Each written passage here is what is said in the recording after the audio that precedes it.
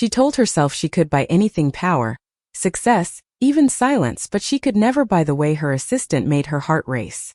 It was ridiculous, humiliating even, for a woman who built an empire to lose sleep over the curve of someone's smile. Vivian Carter, the youngest tech CEO on the West Coast, was not known for weakness. But when Emily Brooks walked into her office that Monday morning, clutching a coffee and biting her lip nervously, Vivian felt her world tilt like the city skyline after an earthquake.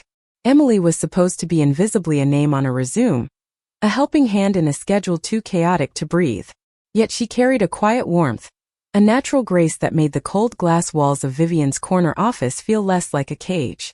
Vivian watched her sometimes too long, too openly, then snapped her gaze away as though burned. She told herself it was nothing. Just loneliness. Just curiosity. Just the way Emily always remembered her favorite tea when she claimed she only drank black coffee. But that morning the game shifted. "Miss Carter," Emily said, her voice low, steady, but with a tremor beneath it, "the board wants your approval on the expansion plan. They're waiting." Vivian nodded, though she hadn't heard a word. All she saw was Emily's hand, slender fingers brushing the papers on her desk, a silver bracelet catching the light.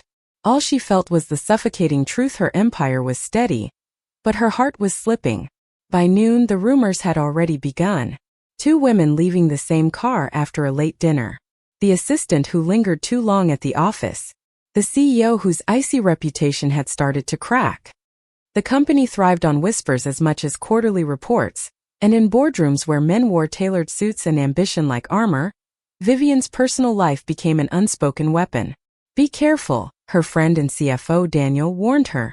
"They're circling. If they think you're distracted." "I am not distracted," Vivian snapped, sharper than she meant. But her pulse betrayed her. She was distracted. Distracted by the way Emily's laugh echoed down hallways long after she had left.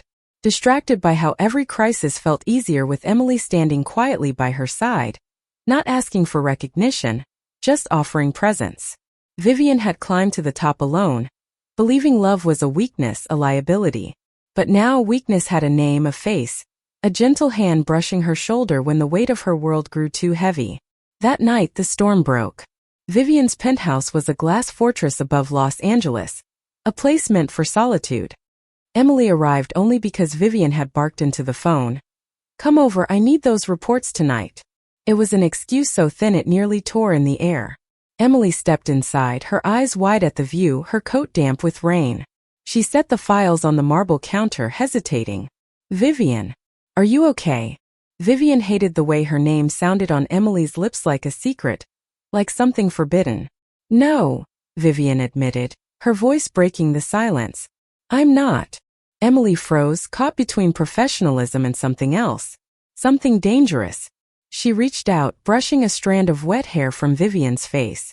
"You don't have to carry everything alone." And then, like gravity itself had shifted, Vivian leaned forward. Their lips met in a kiss that was both electric and terrifying, a confession neither could take back. For a moment the empire, the boardrooms, the whispers, all of it dissolved. There was only warmth, only the taste of rain and the shiver of 2 souls colliding in the one place they shouldn't. But love, especially love like theirs, never stayed hidden. The next morning, headlines lit up Vivian's phone before she even left bed. CEO Carter entangled in scandal with female assistant. The picture was grainy, taken from a distance but undeniable. 2 silhouettes on a balcony, too close, too intimate. Emily sat across from her at the kitchen counter, pale and silent. "I'll resign," she whispered, her voice shaking. "This will destroy you." "I can't be the reason." Vivian slammed her coffee down, porcelain cracking against marble. "No. You don't get to walk away. Not after this. Not after us." Her words hung heavy in the air. Emily's eyes filled with tears she tried to hide. "Vivian, I'm not strong enough for this world. Your world. The cameras, the lies, the constant judgment." "You don't need to be strong," Vivian said, softer now. "Just be with me. That's all I need." But even as she said it, she knew love would not be enough. Not when the knives were already out, waiting for her to stumble. The board meeting was a battlefield. Vivian walked in wearing armor made of silk and silence, every eye on her, every whisper about her assistant slicing the air like blades. She didn't flinch. She couldn't. But inside, her chest burned with funnet of losing her company, but of losing Emily. "We cannot afford distractions," one director said flatly. "Investors are already asking questions. End this, Carter, or step aside. End this." As if Emily were an inconvenience, a mistake to erase. Vivian's hands curled into fists beneath the table. For years she had bowed to power, bent her humanity to win, but in that moment she understood. What use was an empire if it cost her the only thing real in her life? She stood, calm, lethal, unshaken. "You want my resignation? Fine.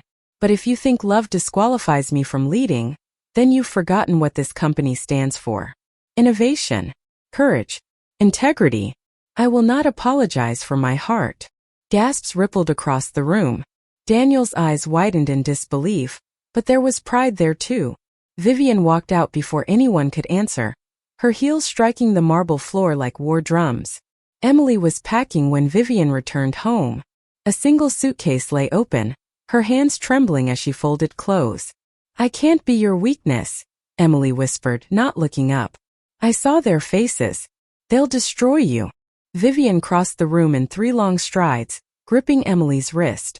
"Don't you dare call yourself my weakness. You are the only reason I'm strong enough to fight them." Tears blurred Emily's eyes. "Vivian, I don't belong in your world. You're everything." Vivian cut in, her voice breaking for the first time. "The empire means nothing if you're not in it with me." Emily's breath hitched, the last of her defenses crumbling. She dropped the blouse in her hands and collapsed into Vivian's arms. For the first time, neither of them cared who was watching, who was whispering, who was waiting to pounce. It was just them. Weeks passed, brutal and relentless. Headlines shifted from scandal to spectacle, from outrage to fascination. Vivian refused to hide. Every press conference, every investor call, she stood tall with Emily by her side, her hand sometimes brushing against Emily's in quiet defiance. Slowly the narrative changed. Instead of shame there was intrigue. Instead of weakness there was power. The CEO who dared to love boldly became a symbol in a world hungry for authenticity. Emily struggled at first, the flashing cameras, the pointed questions, the way strangers felt entitled to her story.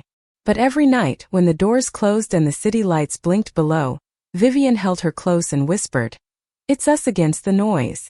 Always us." And somehow that was enough. One evening, long after the chaos had settled, they sat together on the same balcony where it had all begun.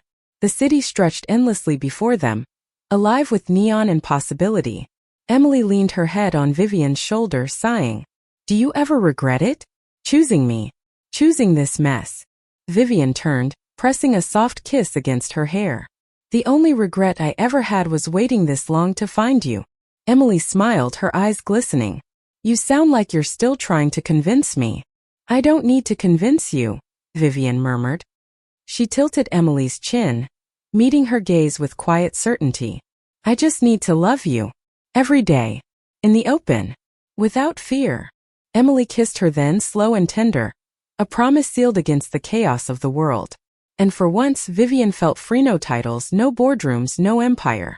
Just a woman who had given her heart away, and the miracle of having it returned. The city roared below, endless and unforgiving. But above it all, on that balcony, 2 women stood unshaken.